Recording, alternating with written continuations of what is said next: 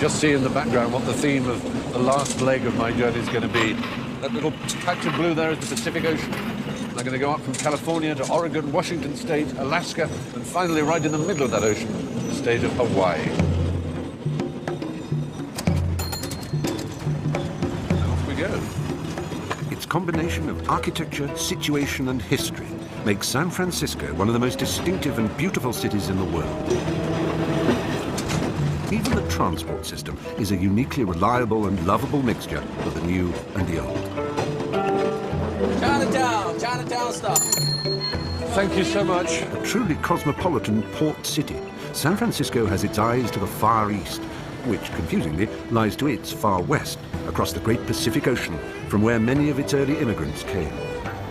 The Chinese originally arrived here as coolie laborers to help build the railroads. They still keep together, giving San Francisco the oldest and best established Chinatown in America. Well, these are chocolate ones, these, aren't they? Okay.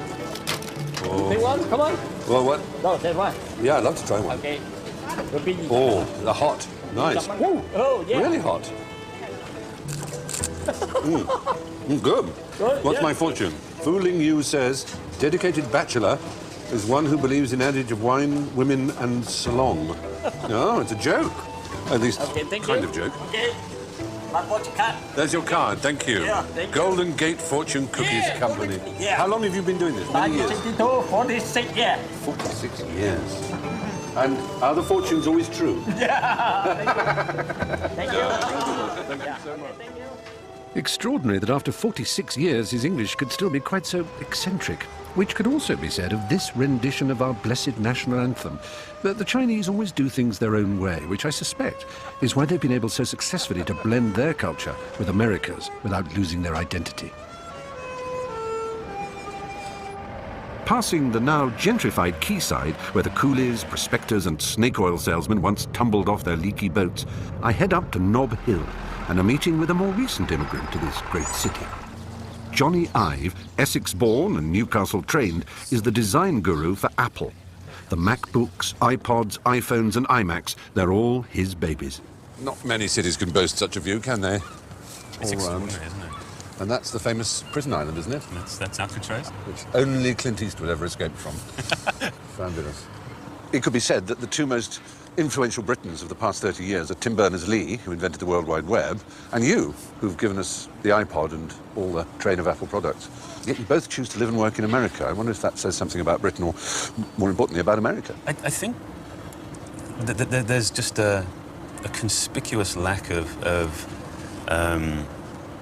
cynicism and skepticism. And ideas are so fragile, aren't they? Yeah. That it's so easy to sort of miss an idea because they can be so quiet, or to snuff an idea out. I think that the sense of the inquisitiveness and the willingness to try is so important for design, for developing those tentative, fragile ideas into a real product. There's nothing fragile about an earlier design classic. The Golden Gate Bridge is the gateway to Northern California and my journey up the coast. I shall be traveling into Oregon and on to Seattle in Washington State before heading far north to Alaska and finally Journey's End in the far south on the islands of Hawaii. California has the 7th largest economy in the world, but it's not all high-tech and showbiz. Agribusiness is huge, and while wine may be the best known, it's estimated that the largest in pure dollar terms is weed. Mendocino County is the marijuana growing center of the nation, not least because under local law you're allowed to grow up to 99 pot plants for medicinal purposes. Sheriff Tom Allman is on the front line. Last year, we eradicated 344,000 marijuana plants. We eradicate so much marijuana in the summertime. Logistically, it's hard to get rid of. We had to buy last year a very large 12-inch tree chipper. Oh, yes, I know the kind of thing. That we chip marijuana up, and if it's on public lands, we'll just chip it and let it go into the woods for the wildlife to eat. So there are a lot of rather dazed birds flying into trees. It gives a whole new meaning to birds that are high. Yeah. Okay. Right. You want to see me stretch here, Jimmy's heart? At the sheriff's compound, a crack team are preparing for a drug bust. But before I'm allowed to join them, I have a very special date with firearms supremo Greg Stefan. All right, Stephen, have you ever fired a handgun? I haven't. This is absolutely my first time. Really? Yeah, it really is. I mean, a rifle at school, but that's it. I'm lying on my stomach. We're honored that you're shooting a handgun here. I brought a Dirty Harry pistol for you. No, not a Magnum. Yeah, absolutely. God almighty, that would be the greatest honor of my life. It's the Dirty Harry revolver. Oh, my. A Smith & Wesson Model 29, 44 Magnum. This one's going to be a little bit easier to shoot than Dirty Harry's in that it has some extra weight in the barrel and the cylinder. Right. It's also a wonderful smell. Now, you know the old cowboys used to keep a $20 bill in one cylinder. Really? Because that would be their burial cost if they lost a gunfight. Oh, my word. I know what you're thinking. Did I fire 5 shots or only 6? Well, to tell you the truth, in all this excitement, I've kind of lost count myself. But being as this is a 44 Magnum, the most powerful handgun in the world, and can blow your head clean off, you've got to ask yourself a question. Oh! Ooh, hot. Do I feel lucky? Mummy! Well, punk, do you? Holy mackerel! Oh! Oh! You're watching me? Oh! You feel that, don't you? Oh! That scares the life out of me, that gun. You had the movie lines up perfect till the last part. Clint Eastwood did not say holy mackerel. He didn't, did he? He just slightly narrowed his eyes. Hope it's big enough for my tummy. This is the absolute Latest. newest Oh, is it? 2008 model. Thank you. Well, you're welcome. We need to take care of you. Thank you. Goes in my trousers, which are appropriately brown. We're ready if you guys are. All right, pony up, and it's going to go well. I'm following our heavily armed convoy to a remote farmhouse where it's believed a large illegal crop is ready to be harvested. We have arrived. And this is all based on intelligence from your undercover operatives, It isn't is. Okay, so the first units are on scene, and we have to knock on doors by law. We can't just bust in. Even with a warrant, you have Even with a warrant, you have to knock on the door. You have to serve it physically, do you? Yeah, there's about a 10-second time frame. You have to announce your presence. Right. And then if the door doesn't open and you don't hear people saying, just a minute, Yeah. then you can go ahead and force your entry. Right. But forcing your entry sometimes means turning the doorknob and opening the door. Oh, right, it's as simple as that. So now they're announcing, come on out, you can get out now. So they've made some arrests, have they, do you think? Sounds like it. When we first pulled up on the radio, I heard them say they had players inside. Oh, players is what the word Players you being- use for that, yeah. Crook. Right. We got what we came for. It was all exactly as the intelligence predicted. Yeah. Yeah. We have 2 grow rooms in here that are full of plants, and there's another grow room up there. Apparently there's 2 people that were in the house that are in custody right now. Temple, we'll get you the names later. They were pretty quiet and they didn't resist arrest or anything. No, we don't have any resisting at all. No, We're good. You look pretty formidable. I don't think I'd resist you, I have to say. That's great. So good result. Yeah. So, Stephen, if you assume that marijuana is $2,500, $3,000 a pound, Oh. and that each plant can produce 2 pounds, we're going to see what kind of finished product these people would have. Goodness me. Oh, the smell. So we have another room to our right. Yeah. They look like they're a little smaller, and then we have these. And what they're trying to get is they're trying to get the perfect bud, Yeah. the THC content. The active constituent. Now it's going to be on your hands all day. Whoa. Holy. That's an oil, isn't it? It's like an It oil is. almost. It is. Whoa. That's very strong. These are all female plants, Oh. and it's just like life. The females have no use for males whatsoever. These people surely can't make a claim in court that they're growing this for medicinal reasons. They would have to be very Even safe. if they bribed a doctor to give them a... Surely that this is clearly a commercial operation. It's nothing to do with... This is clearly a commercial operation. Yeah. I've suggested to our elected board of supervisors that if it's going to be legalized as medical marijuana, that we, the sheriff's office, sell these plastic zip ties that would have serial numbers on them, Yeah. and they would go on the base of each marijuana plant, and we could identify that plant as being legitimately medical, Right. and we would be able to get some money from it. I can't. Leaving the heady aroma of Mendocino, I drive north to the infamously laid-back campus of Humboldt University, where I want to find out what's cooking with a new generation of the counterculture, from student siren Carmen King. If you've never been here before, it is an all-women open mic. Only vaginas welcome on stage. Sorry, if you have a penis, you are welcome to be in the audience, but you cannot perform on stage unless in full drag. What we do that's a little different is we don't have a sign-up list. We think lists are too hierarchical, so we have a love bubble sheet. Thank you, Melody. So if you want to play, just come up. We'll give you a love bubble, and when you're ready, we'll just pop your bubble. Great.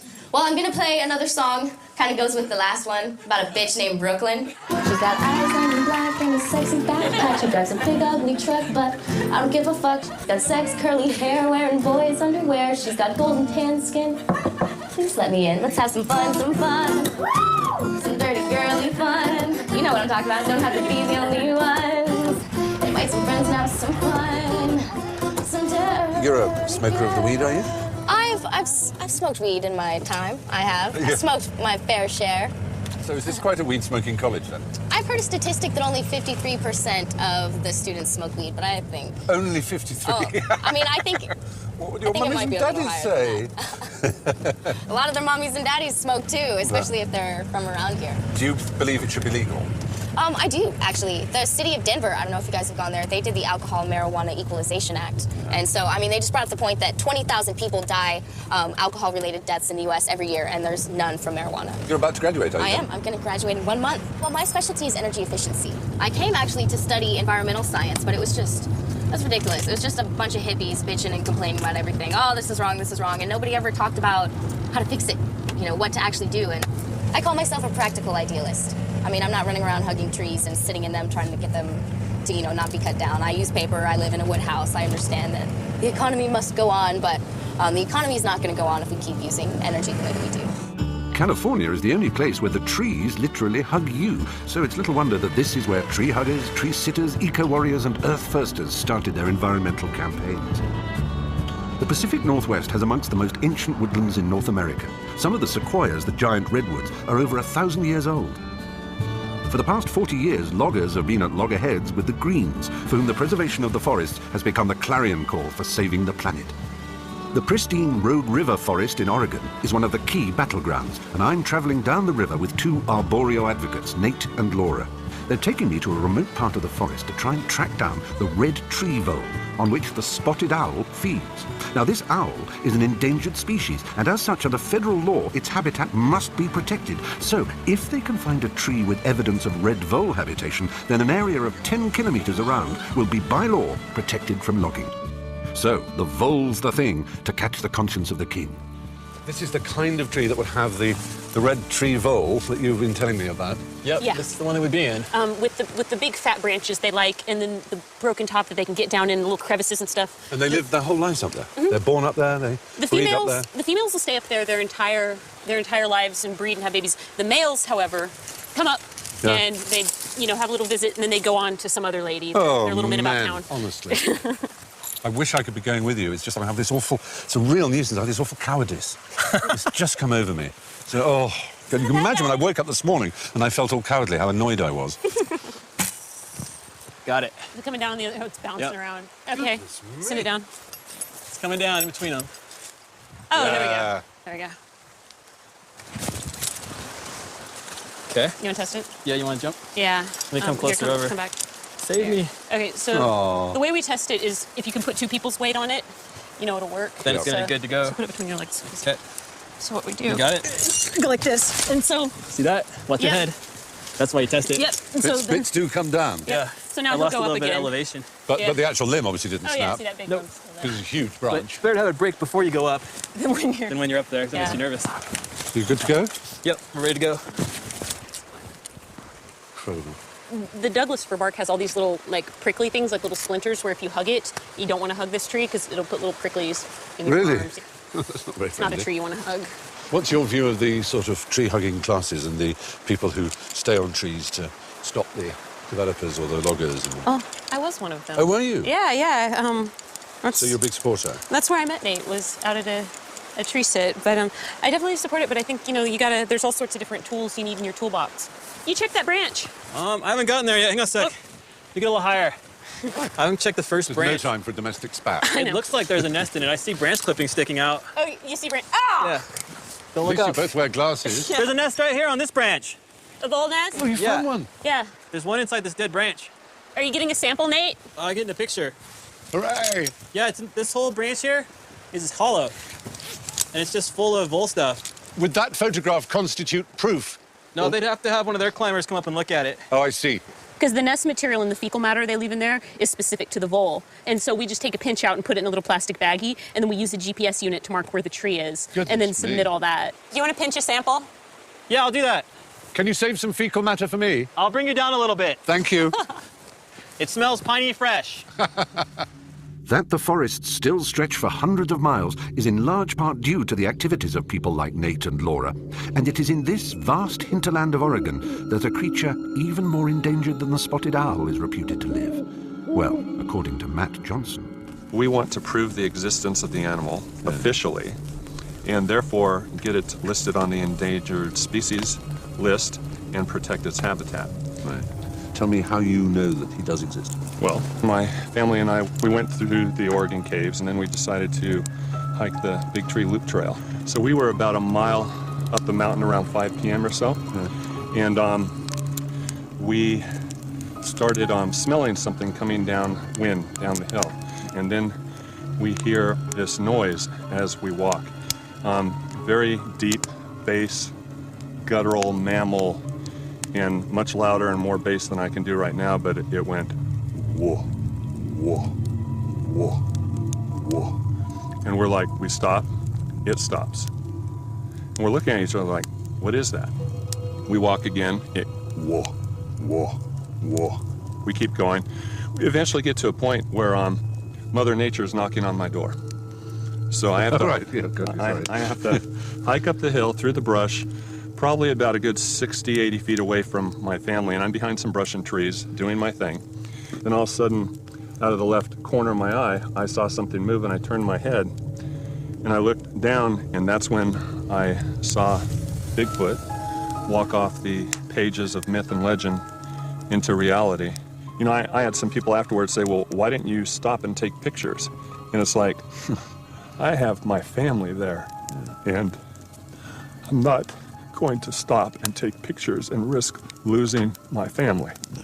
So you're talking about a hairy primate? We're talking about a very tall hairy primate that walked upright like a human being. After we got off the mountain, we made a report to the park headquarters, and he said, you need to know that the park has a policy where we will not publicly acknowledge the presence of a Sasquatch. What is it that they're trying to hide, do you think? All I'm going to say, and it's just a guess, is that you saw what happened over 30 years ago when they declared the spotted owl an endangered species. Yeah. It locked up a whole lot of timberland, shut down a whole lot of logging companies and towns, and the state of Oregon is still recovering from that 40 years later, economically. Now, can you imagine what would happen if you identified a 7 to 9 foot primate species living in these mountains, how much land that would lock up, what kind of economic devastation that would create for the entire Pacific Northwest, Northern California? Personally, I think its existence is about as likely as me playing in a cup final. But Matt is certainly convinced, and if more of this extraordinary ancient woodland can be preserved, so much the better. Heading up the Oregon coast into Washington state, and the raw energy of the Pacific Ocean is ever present. It's a different but equally invigorating energy that awaits me in the eclectic city of Seattle. Seattle is a more urbane version of Liverpool, energy, wit, and a centre for new music. At Pike Place Market, I meet up with Christoph Snell. He owns Seattle's Can-Can Cabaret Club and is a bringer-on of young talent who relishes the edginess and creativity of this major Pacific port. Oh, well, this, you see, I mean, this is fabulous. It really is. I mean, not many European markets can compete with this, actually. Fresh fish off the boat, baked goods they bake right here in the market. Yeah. Ah, right off the queue. Whoa, that's... Oh! Turns it into an art form. Oh, yes! You've been a wonderful audience. Oh, my, it's so soft. Steam. Melts in your mouth. Oh, my Lord. Oh, they are. Oh. Seattle, of course, has got a reputation as, well, 15 years ago, it was the centre of the musical universe, wasn't it? Absolutely. That wonderful word, grunge. But is it still a place of lively music? Yeah, absolutely.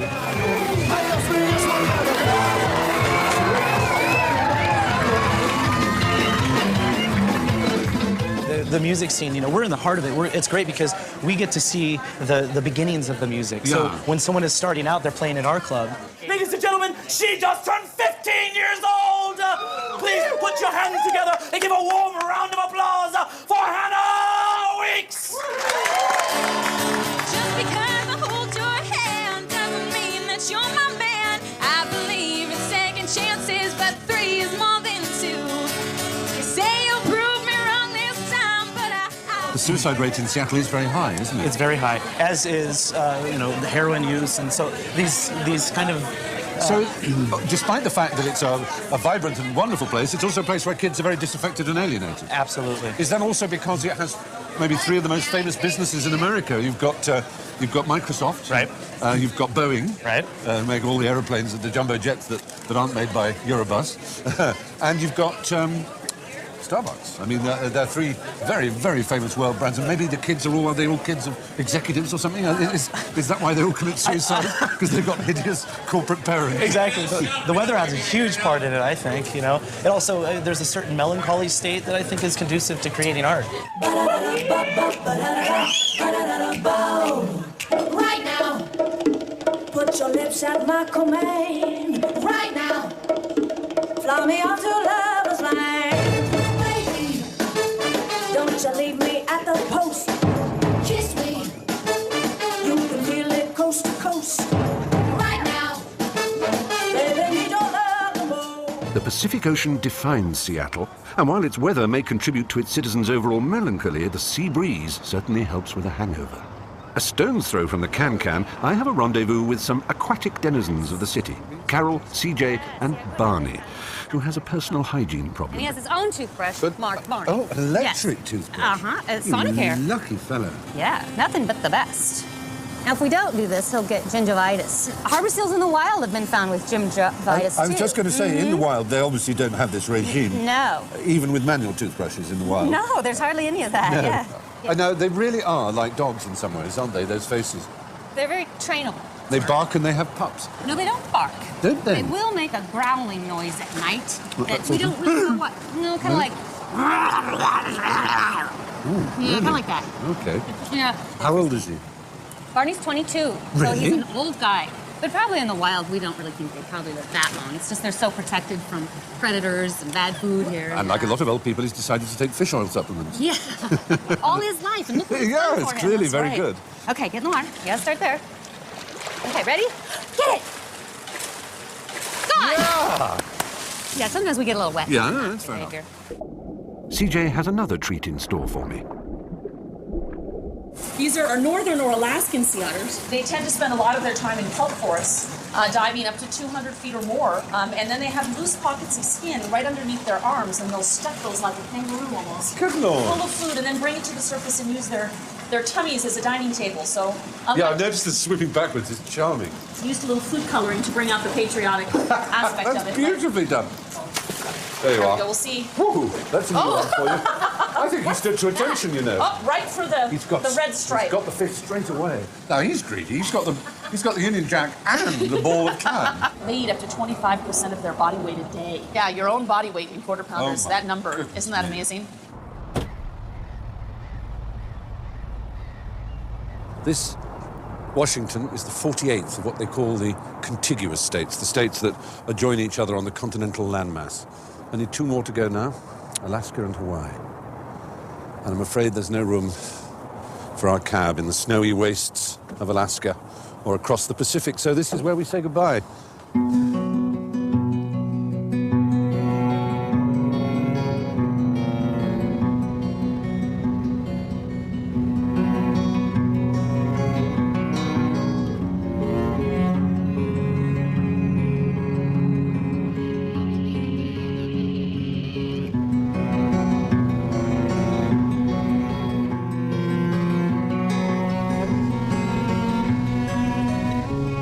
My first port of call in Alaska is Kodiak Island, the second biggest island in the US.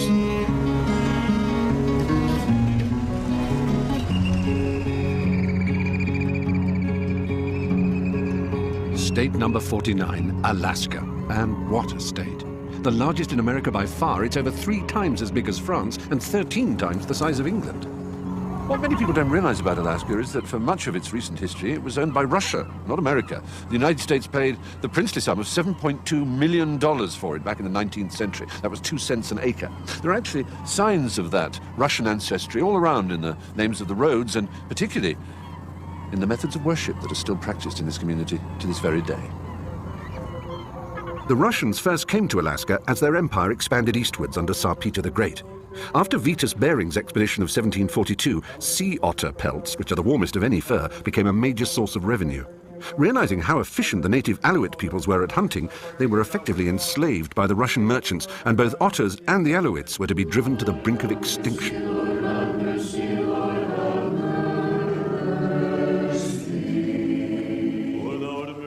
With the merchants came the Russian Orthodox Church, which in 1794 set up this mission in Kodiak.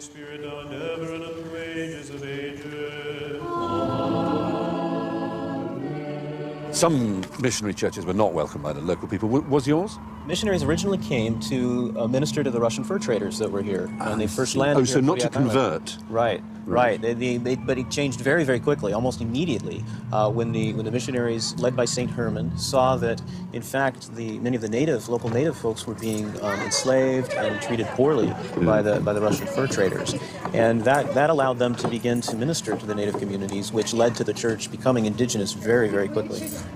It's estimated that over 1 million of these delightful sea otters were hunted for their fur.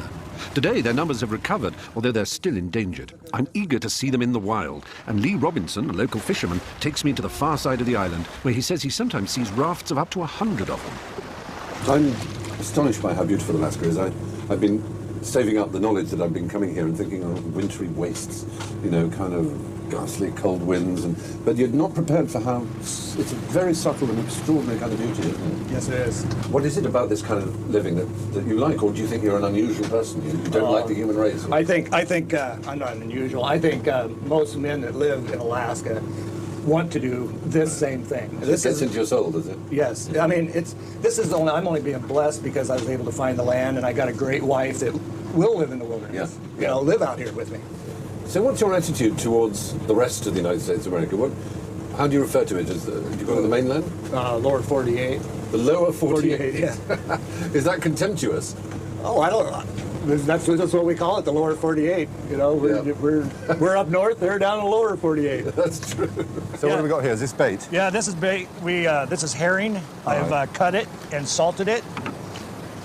And then we've got a jig there with a single little squid. A little plastic squid. If the bait falls off, we still got the squid. That's clever. The one thing I don't have down here is hot running water. You've just wiped your hands in freezing seawater. Well, I suppose smell them. Having them fishy. Smell them. Yep, charming. Okay, hang on here a minute. We're going to move over to our spot. Oh, okay. Come on, fishing. Hello, halibut. Just for the halibut. Just for the halibut. How big can a halibut get? I think the record sport caught is out in Dutch Harbor. It's real close to 500 pounds. Good gracious me. You get me out here. I miss my cabin. I'm sure I can feel something. How do I reel it in? Just spin that. Can I pull it up? Yeah, bring it in. Oh. See what we got here. Oh, there's definitely resistance. Oh, I can see it. What is it? Oh, it's an Irish lord. Has it any idea how ugly it is? Yeah, I think it does. Here, go ahead and bring it to me. Beast. Surely you can't eat that. Oh. Sorry. Oh. Is that edible? I usually don't eat them. So he lives in the deep? Yeah. I've found that, generally speaking, the fish, the lower down they are... The uglier they are? Because they don't need to be pretty. Because look at what are you? You silly thing. Oh, an Irish... Irish lord. They've got a few mechanisms here that really kind of hurt. Like yes, a lot of spikes going on. See, these are spines. Oh, so it's quite... Oh, yeah, if you get those stuck on you, they're really kind of poisonous. Goodbye, Irish lord. God bless you. Yeah. There he goes. Leaving my lucky lord and happy Lee behind, I'm heading north 1,000 miles to Barrow. Perched on the Chukchi Sea area of the Arctic Ocean, it's almost entirely inhabited by an Inuit people called the Inupiat.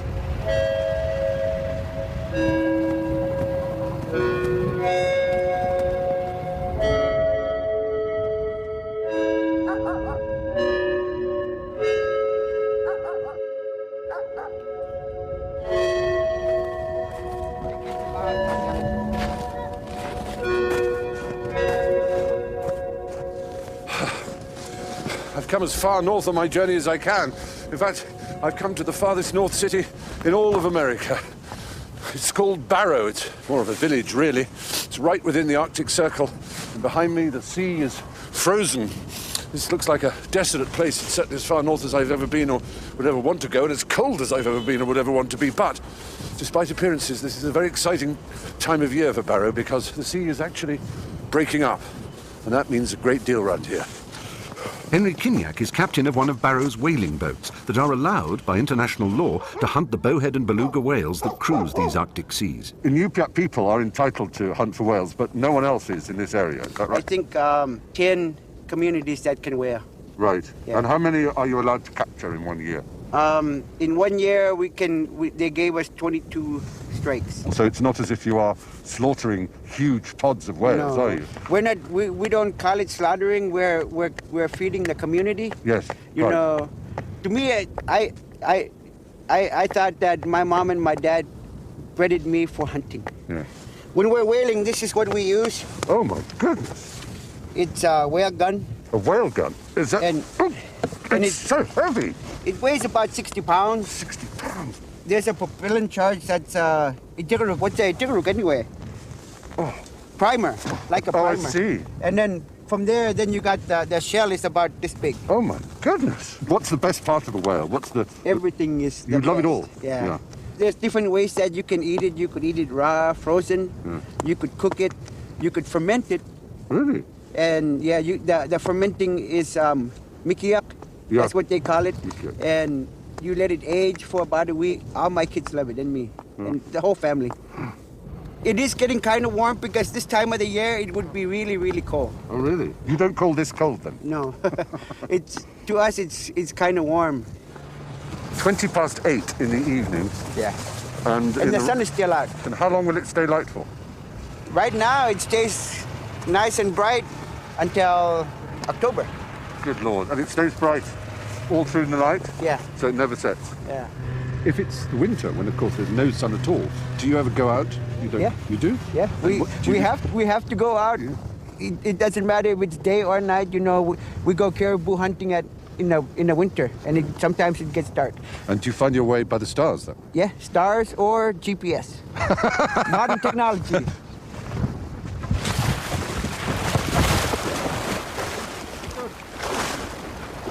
Henry, one thing that Alaska is becoming famous for also is oil and gas. The oil company's been coming up here, talking to the whaling captains and the community, and they want to try to drill here on the ocean. Really? I say no to it because this is our food. This is our livelihood right here. Yeah. If something happened and the oil rig or something breaks down and oil starts coming, it would contaminate our food. Yes. Our garden.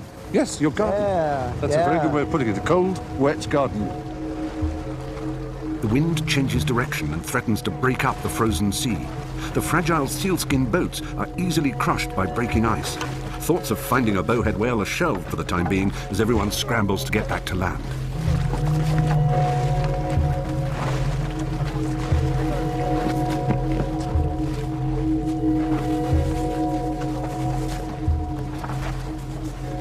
Right now, this is not a good time to try to harvest a whale in this condition because of the west wind and the currents changing. I can see the white on the horizon. It's kicking up waves, isn't it? Yeah. And the flocks of birds are coming in here. They call them eider ducks. Eider ducks? Yeah. Oh, famous for their feathers, making good quilts. Oh, yeah. Yeah, eider duck. They're real good eating, too. Are they? Yeah. They're the best. Maybe not all the way. We harvest that whale, we work all night. It takes about 24 hours. Wow. By the time we're done with the whole whale. How do you hide the smell from the bears? Because they have an amazing sense of smell. Well, that's the thing. We can't. So they come to the area where we're butchering and we give them a warning. Really? We give them a warning shot, and if you don't acknowledge it, we shoot them right there to protect the rest of the people. Yeah. That's how dangerous they are. They're supernatural beings. Just one blow, it can crush your skull. Oy. Just like how they do it with the seals. Yeah. One blow. That's all it takes. Yeah. So what do you do if you don't have a rifle? Well, you hightail and run. On a snow machine or literally with your legs? Well, on a snow machine and boat. Yeah. Sometimes we got chased before. There will be no whales today, but over the 3-month season, the Inupiat will harvest their allotted 22 bowheads, enough to tide them over the long winter.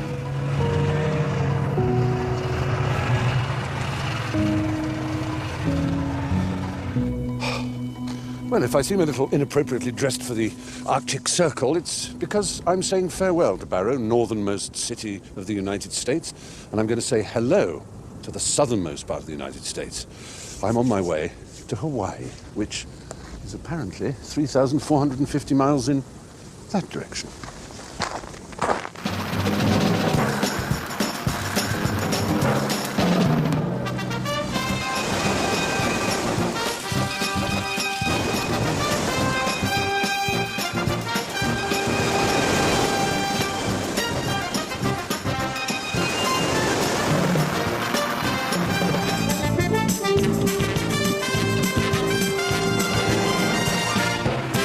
Honolulu's famed Waikiki Beach on the island of Oahu, I ingeniously disguised myself as an absurdly dressed, overweight tourist for a meeting with Terry Pennington, a private investigator. Notably dark side to paradise here? Well, I guess there is, like there is in any U.S. city. Yeah. There's an element of crime and drugs and prostitution and government corruption. Really? We do a fair amount of criminal defense work. Are they often innocent, or can't you tell me that? I would have to say more often than not, they have actually participated in some degree or another. But you might be able to reduce the sentence. Right. They have the right to a fair trial, and we do our bit. I guess for me, the reward, or what I enjoy in the job, is helping people. Yeah. I suppose if I was to imagine trying to do your job, the thing one would most find pleasure in would be finding a missing person for a family. Right. Is that something you've done? Many times. Really? We found a homeless guy from the mainland who was actually an heir to a multi-million-dollar fortune.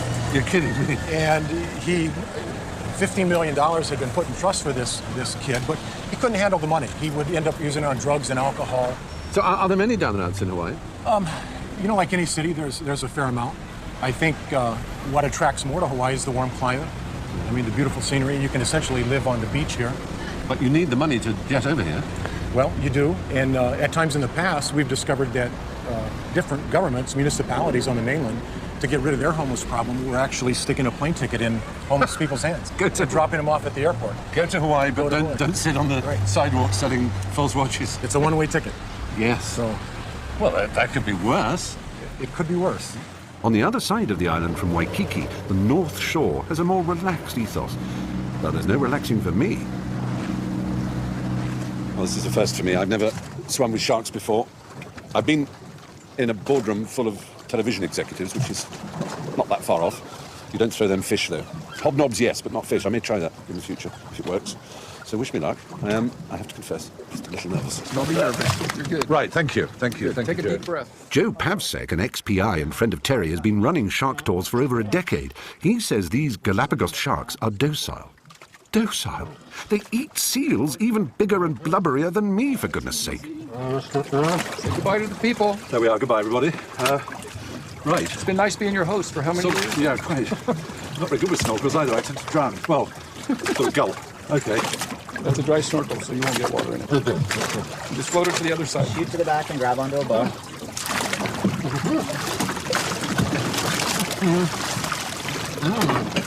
That's right. That's fine. Yeah.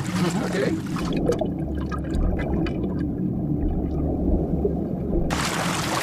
Oh, sharks! There are sharks there. Believe me.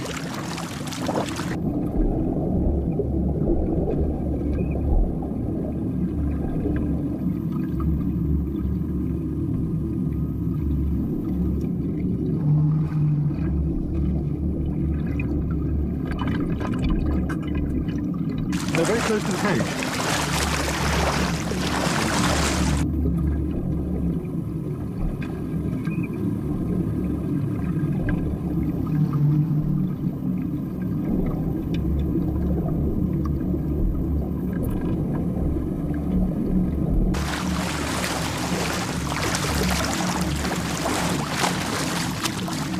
Oh. Hey, Steve, are you scared? Sorry? Are you afraid? No. Isn't it great how you transform? Yeah, absolutely. I have to say, it's not frightening at all. It's just beautiful. They're wonderful animals. really wonderful.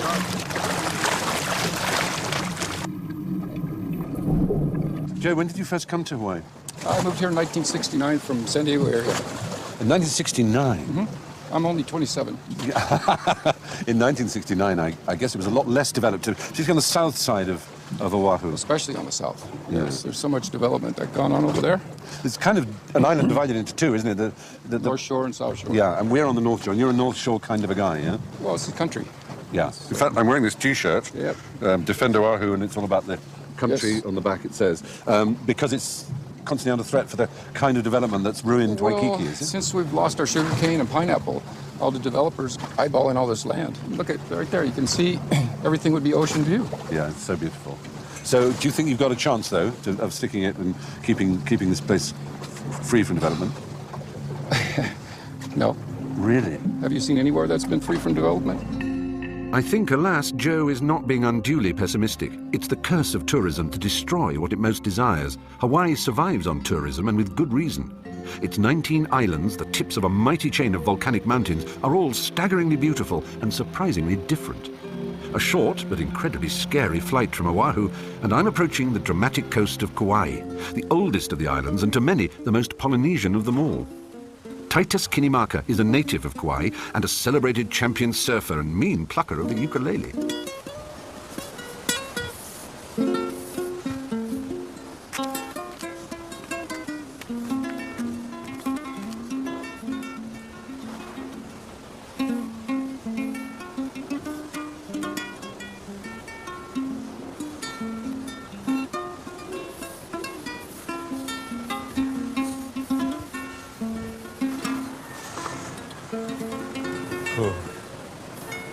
Lovely, isn't it?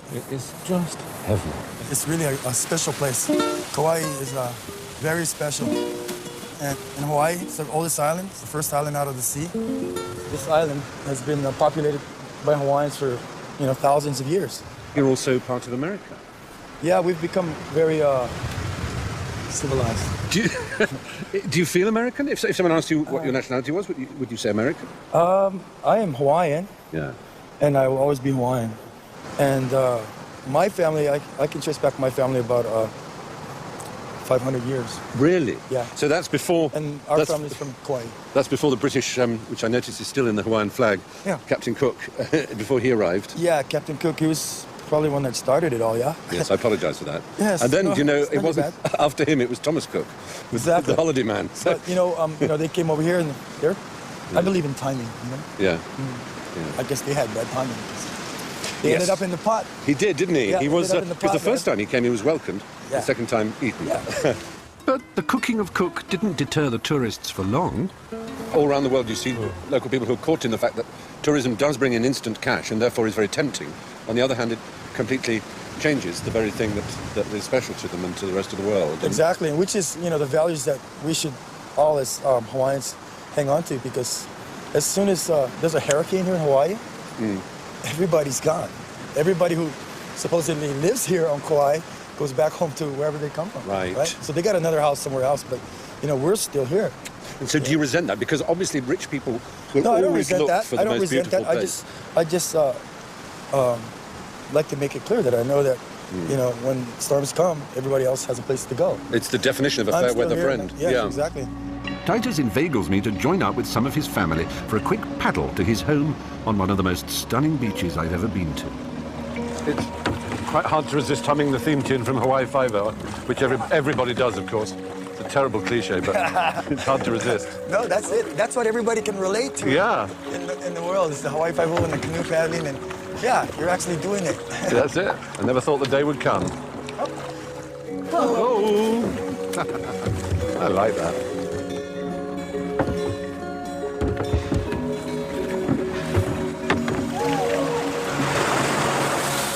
Hey, thank you for that. A hike and a paddle. A hike and a paddle. What a day. Full day. What a day I've had. Polynesian hospitality requires Titus to prepare a traditional hula. That means singing, dancing, and the obligatory piglet. It's not like you go to the office every day. This actually is your life. This is how people live. Yeah. With This is music the way we do and it. food. This is magic. Look at this. Look at this. It sometimes gets as cold as 72 degrees, doesn't it? Oh, Ooh. it's bad. It gets chilly, man. I'll have to put a long sleeve shirt on. A long sleeve shirt? Yeah. Well, there, you see, now that's the reason I have to leave. I couldn't possibly live in a place where I'd have to wear a long sleeve shirt. You know, it's hard. But we try to endure. You lucky swine. And talking of swine, can we have some more of this? Speaking of.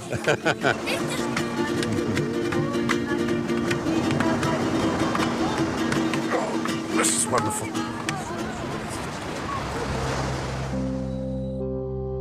Big Island is, as its name suggests, the biggest island of the archipelago, and it's also the most recent. The tallest of its 5 volcanoes, Mauna Kea, rises 14,000 feet above sea level. High above the clouds and the distorting effects of the Earth's atmosphere, it is one of the very best places on the planet from which to observe the heavens.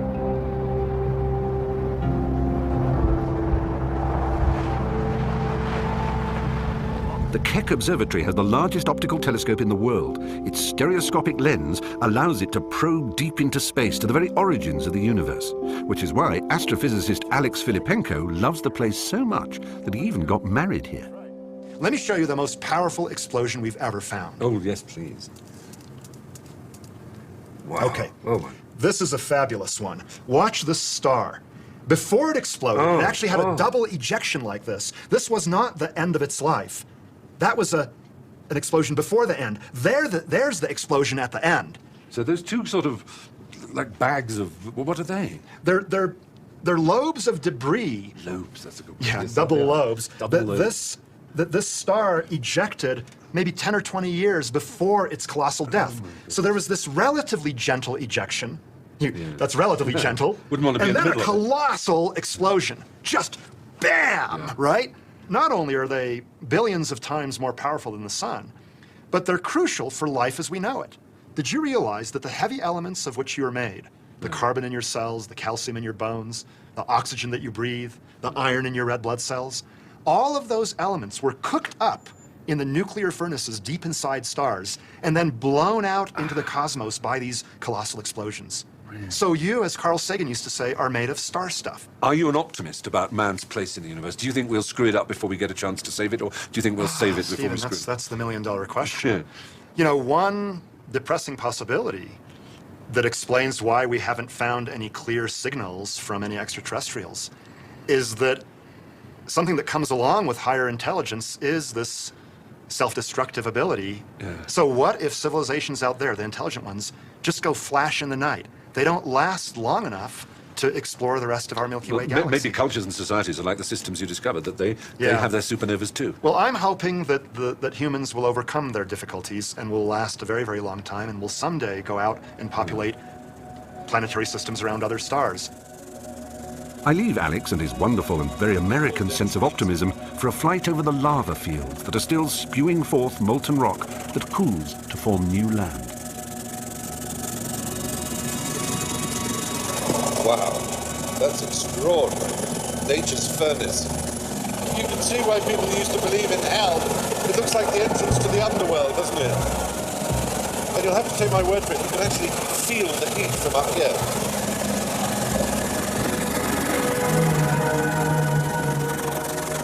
I've never seen anything like that in my life.